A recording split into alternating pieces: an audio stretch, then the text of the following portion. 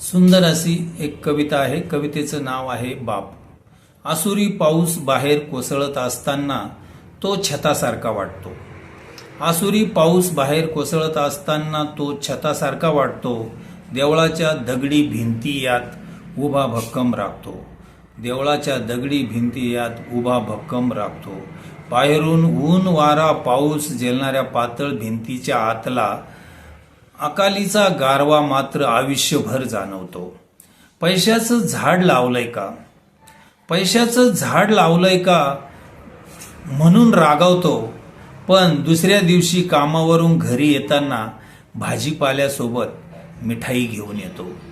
पैशाचं झाड लावलंय का म्हणून रागावतो, पण दुसऱ्या दिवशी कामावरून घरी येताना भाजीपाल्यासोबत मिठाई घेऊन येतो.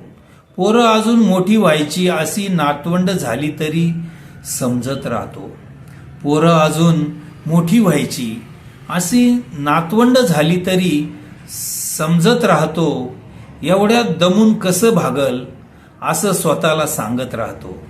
एवढ्यात दमून कसं भागल असं स्वतःला सांगत राहतो. चपलासोबत टाचाही झिजल्या तरी चालतच राहतो. चपलासोबत टाचाही झिजल्या तरी चालतच राहतो. गुडघे मणके घासून घासून साऱ्याची वाट लागली तरी वरून हसतो. एवढं तेवढं चालायचंच म्हणतो.